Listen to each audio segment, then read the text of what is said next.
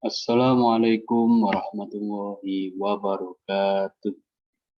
Selamat pagi, selamat siang, selamat sore, atau mungkin selamat malam bagi anak-anak yang sedang menonton video pembelajaran kali ini. Pada kesempatan kali ini, kita akan membahas tentang pendidikan Pancasila dan kewarganegaraan, yaitu pada bab 2 nanti. Oke, apa kabar semuanya? Saya harap kabar baik pada diri kita. Semoga kita diberikan kesehatan oleh Allah Subhanahu wa taala dan tetap selalu menjaga kesehatan dengan cara melaksanakan protokol kesehatan, pakai masker, cuci tangan, jaga jarak. Nah, pada kesempatan ini saya akan mengajak anak-anak untuk mempelajari pendidikan Pancasila dan kewarganegaraan, yaitu pada bab 2. Ya. Pada bab 2 kali ini adalah isinya tentang ketentuan kehidupan berbangsa dan bernegara dalam Undang-Undang Negara Republik Indonesia tahun 1945. Nanti akan ada 4 materi pokok. Yang pertama itu adalah wilayah negara Indonesia, 2 warga negara dan penduduk Indonesia, 3 agama dan kepercayaan, 4 itu adalah pertahanan dan keamanan negara. Jadi nanti kita akan membahas tentang pokok materi atau materi pokok yang pertama. Materi pokok yang pertama yaitu nanti wilayah. Pada pembelajaran kali ini, tujuan pembelajarannya adalah bahwa setelah memahami materi, peserta didik mampu menguraikan ketentuan tentang wilayah negara, penduduk, agama, dan kepercayaan. Nanti melalui tugas proyek, peserta didik mampu menunjukkan sikap mendukung kesatuan dalam Undang-Undang Dasar Negara Republik Indonesia tahun 1945 dengan baik. Setelah mengerjakan tugas dengan mandiri, peserta didik mampu menganalisis ketentuan dalam undang-undang dengan benar, baik itu wilayah negara nantinya, baik itu warga negara, penduduk Indonesia, atau agama dan kepercayaan. Melalui pengerjaan tugas yang jujur, peserta didik telah menunjukkan dukungan terhadap ketentuan dalam Undang-Undang Dasar Negara Republik Indonesia tahun 45 dengan baik. Nanti pada bahasan ini kita akan membahas tentang wilayah negara. Wilayah negara Indonesia. Kalau kita mengenal dari Sabang sampai Merauke. Sebelum kita mulai wilayah negara, alangkah lebihnya kita mengingat kembali bahwa wilayah negara itu adalah sebagian atau bagian dari unsur wajib pembentuk negara yang disebut unsur konstitutif. Jadi nanti ada rakyat kemarin, ada wilayah, ada pemerintahan yang berdaulat, dan ada pengakuan dari negara lain. Oke, jadi wilayah negara merupakan unsur wajib pembentuk negara dalam suatu negara. Nah, umpama ada wilayahnya bagaimana? Ya tidak mungkin, kan negara mesti untuk tempat untuk bermukim, untuk butuh tempat untuk berdiam diri. Maka wilayah adalah salah satu bentuk dari unsur konstitutif atau unsur mutlak suatu negara. Oke. Dalam rangka meningkatkan nasionalisme bangsa, ya tentunya sebagai orang Indonesia kita harus tahu lagu-lagu kebangsaan dan juga lagu-lagu nasional. Nah, salah satunya yang kita kenal di Indonesia adalah lagu dari Sabang sampai Merauke, karya dari Raden Suharjo. Oke, untuk itu anak-anak saya ajak untuk menyanyikan lagu tersebut agar membangkitkan nilai-nilai nasionalisme yang ada di dalam diri kita, umumnya pada lingkungan di mana kita berada. Oke.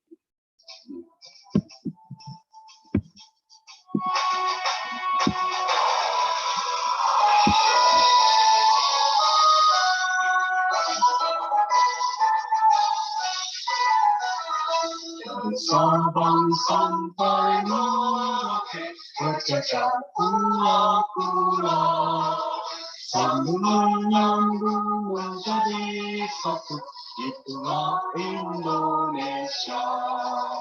Indonesia tanah air, aku berjanji padamu, menjunjung tanah airku Indonesia.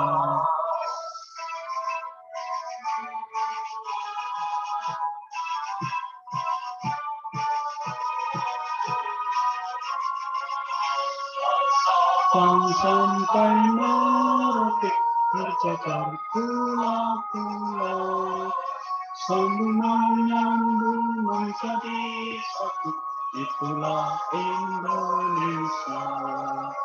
Indonesia tanah airku, aku berjanji padamu, menjunjung tanah airku Indonesia.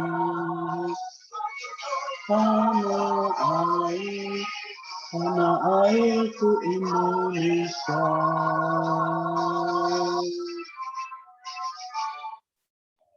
Itu tadi adalah lagu dari Sabang sampai Merauke yang menggambarkan wilayah negara Indonesia. Oke, kita lanjutkan ke slide berikutnya. Bagaimana ketentuan Undang-Undang Dasar Negara Republik Indonesia tentang wilayah? Pertama, wilayah negara diatur dalam pasal 25A bab 9 Undang-Undang Dasar Negara Republik Indonesia tahun 1945. Ini adalah undang-undang yang setelah diamandemen tahun 2002. Bunyi pasalnya, Negara Kesatuan Republik Indonesia adalah sebuah negara kepulauan yang berciri Nusantara. Karena Indonesia negara kepulauan. Dengan wilayah yang batas-batas dan hak-haknya ditetapkan dengan undang-undang.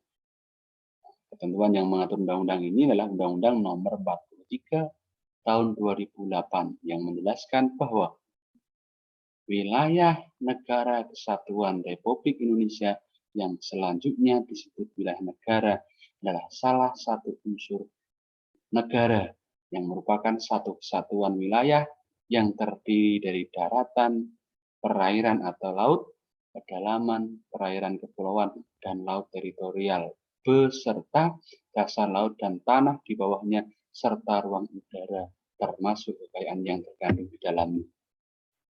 Nah ini, jadi yang berkaitan dengan aturan undang-undang, bagaimana undang-undang mengatur tentang wilayah negara Indonesia.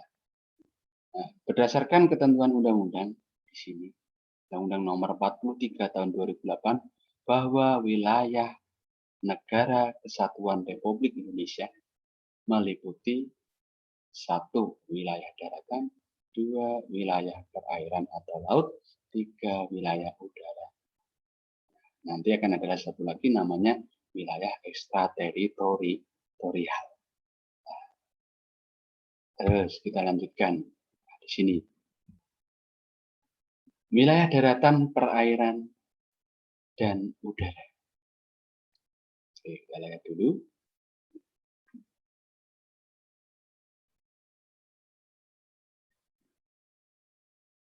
Wilayah daratan.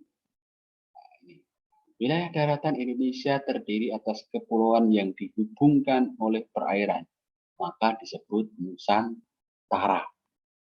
Yang kedua, wilayah perairan. Nah, wilayah perairan Indonesia berdasarkan Konvensi Hukum Laut Internasional dibagi menjadi 3 sebagaimana berikut. Ada laut teritorial, ada landas benua, ada zona ekonomi eksklusif.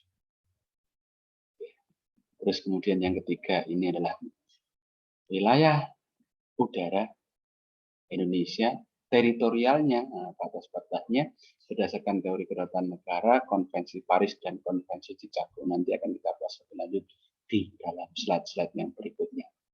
Ini adalah wilayah negara, ada daratan, ada perairan, dan ada udara. Oke, kita ke slide yang berikutnya.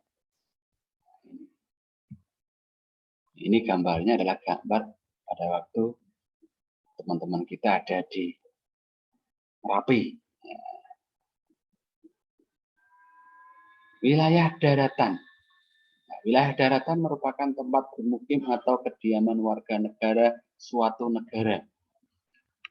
Wilayah daratan merupakan tempat bermukim atau berdiam atau kediaman warga negara dalam suatu negara.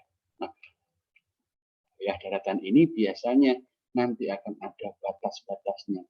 Nah, kita bicara tentang batas wilayah negara, nanti kita akan bahas pada lanjut berikutnya.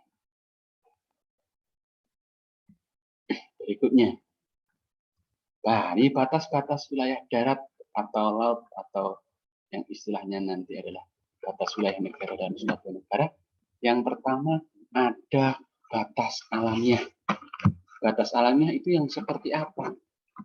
Ya. Batas alamiah itu adalah batas yang terbentuk secara alami.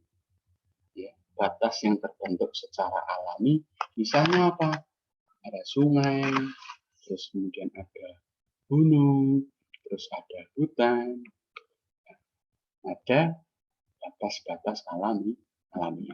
Nah, terus kemudian yang kedua, batas buatan. Batas buatan atau batas yang sengaja dibuat negara oleh manusia dalam bentuk biasanya ada pagar, tembok. Contohnya tembok besar, tembok Berlin. Terus kemudian ada kawat berduri, ada pos penjagaan, ada tapal batas. Itu batas yang sifatnya buatan. Nah, batas wilayah suatu negara yang ketiga adalah batas geografis atau geofisika, atau yang kadang disebut juga astronomis, itu sesuai dengan garis bujur dan garis lintang, yaitu 6 derajat lintang utara, terus kemudian 11 derajat lintang selatan, 95 bujur timur sampai 141 bujur timur. Saya ulangi, 6 derajat lintang utara sampai 11 derajat lintang selatan, 95 derajat bujur timur, 95 derajat bujur timur sampai 141 bujur timur. Nah, ini adalah wilayah batas wilayah geofisika atau geografis atau yang disebut juga wilayah astronomis. Apakah setiap negara punya batas itu? Mestinya punya, karena wilayah daratan itu ada batas-batas yang harus di. Yang berikutnya, tadi kalau wilayah daratan, sekarang wilayah laut atau perairan. Nah, ini gambarnya di pantai karena wilayah laut ya, site-nya ya gambar pantai. Wilayah laut. Nah, wilayah laut merupakan bagian dari wilayah suatu negara pada yang kedua. Wilayah laut sendiri berarti wilayah yang berada di perairan. Ya. Oke.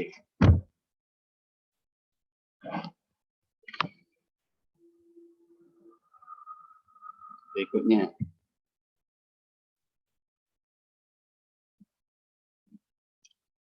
Ada dua konsep dasar wilayah laut yang sering kita pelajari atau dipelajari dalam namanya kegiatan pembelajaran pada semester ini. Yang pertama adalah res nullius. Apa itu res nullius? Ya. Konsepsi yang menyatakan bahwa laut dapat diambil dan dimiliki oleh setiap negara. Saya ulangi. Res nullius adalah konsepsi yang menyatakan bahwa laut dapat diambil dan dimiliki oleh setiap negara. Konsep ini dikembangkan oleh John Sheldon tahun 1584 sampai 1654. Itu res nullius. Yang kedua, res communis. Res communis berdasarkan konferensi di sini, ya, res communis ini adalah konsepsi yang beranggapan bahwa laut adalah milik masyarakat dunia. Laut adalah milik masyarakat dunia, sehingga tidak dapat diambil atau dimiliki oleh setiap negara. Saya ulangi, konsepsi yang beranggapan bahwa laut adalah milik masyarakat dunia sehingga tidak dapat diambil atau dimiliki oleh setiap negara. Konsep ini dikembangkan oleh Hugh de Groot atau Grotius pada tahun 1608 dalam bukunya Mare Liberum atau Laut Bebas. Nah, ini adalah konsep wilayah laut suatu negara. Ya, tetapi berdasarkan konferensi hukum laut ketiga tanggal 10 Desember 1982 yang disebut konferensi UNLOS, bahwa wilayah laut suatu negara itu ada 5. Kalau tadi di depan berdasarkan undang-undang, nah ini berdasarkan literatur penerbit Erlangga, di sini konferensi UNLOS atau hukum laut ketiga di Jenewa tanggal 10 Desember ada 5 wilayah yang terdiri dari lautan itu. Yang pertama adalah laut teritorial. Apa itu laut teritorial? Laut teritorial yaitu wilayah yang menjadi hak kedaulatan penuh suatu negara di laut. Lebarnya adalah 12 mil diukur dari pulau terluar. 12 mil diukur dari pulau terluar kepulauan suatu negara pada saat air laut surut. Yang kedua, zona bersebelahan. Zona bersebelahan yaitu wilayah laut yang lebarnya 12 mil dari laut teritorial. Berarti nanti setelah laut teritorial diukur lagi 12 mil. Itu wilayah zona bersebelah. Yang ketiga, ZEE atau yang dikenal dengan zona ekonomi eksklusif. Zona ekonomi eksklusif yaitu wilayah laut suatu negara yang lebarnya 200 mil ke laut bebas. 200 mil ke laut bebas. Yang keempat, landas benua. Landas benua yaitu daratan di bawah permukaan laut di luar laut teritorial dengan kedalaman 200 meter atau lebih. Saya ulangi, landas kontinen yaitu daratan di bawah permukaan laut di luar laut teritorial dengan kedalaman 200 meter atau lebih. Yang terakhir adalah keempat samanya. Nah, ini nomornya adalah kita sambil lupa. Nah, ini adalah 5. 5 adalah landas benua. Nah, landas benua adalah wilayah laut suatu negara yang lebarnya lebih dari 200 mil laut ke laut di atas. Nah, ini adalah konsep berdasarkan konferensi hukum laut ketiga. Nah, kita bisa lihat ini gambar skemanya. Laut teritorial diukur dari bibir pantai saat air surut. Nah, ini yang namanya zona ekonomi eksklusif, laut bebas. Landas benua, landas kontinen, daratan di bawah air yang kedalamannya lebih dari 200 meter. Oke, itu adalah wilayah laut suatu negara. Ini kira gambarannya. Dari bibir pantai di sini. Berikutnya.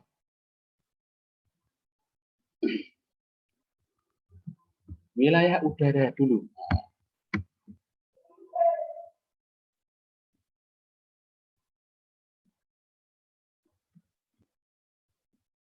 Oke. Wilayah udara. Nah, ini kita geser.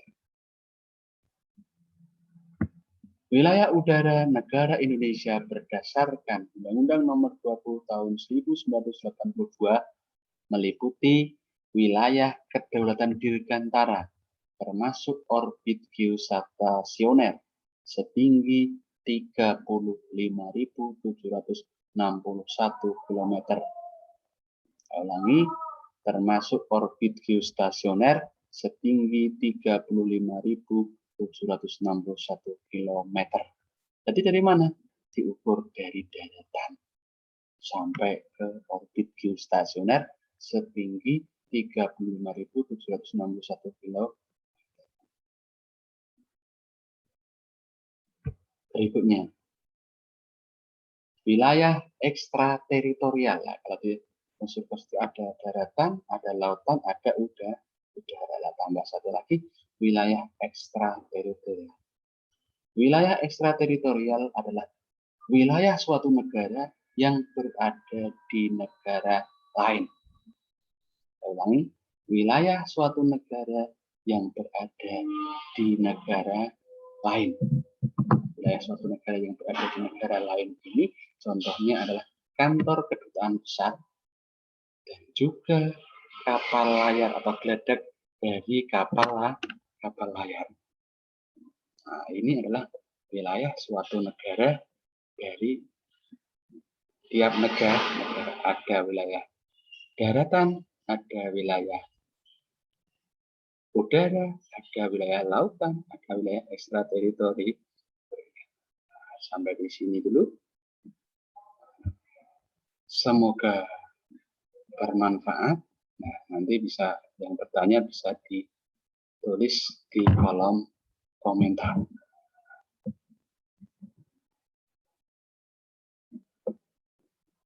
Oke.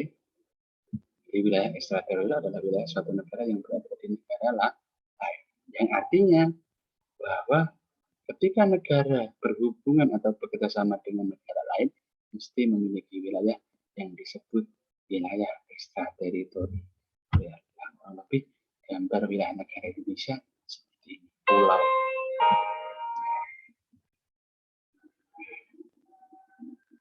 Kalau tadi di awal pembelajaran kita sudah menyanyikan lagu Sabang sampai Merauke, alangkah lebih baiknya kalau kita mengakhiri pertemuan dalam video pembelajaran ini dengan mengakhiri dengan sebuah lagu Tanah Airku.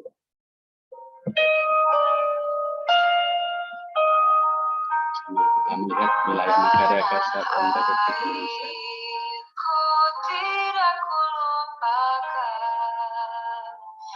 Kan terkenang selama hidupku,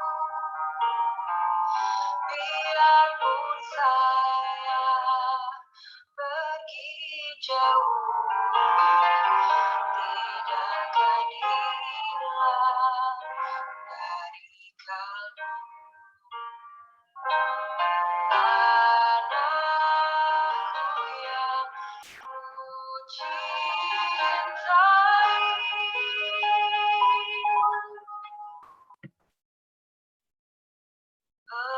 engkau ku hargai.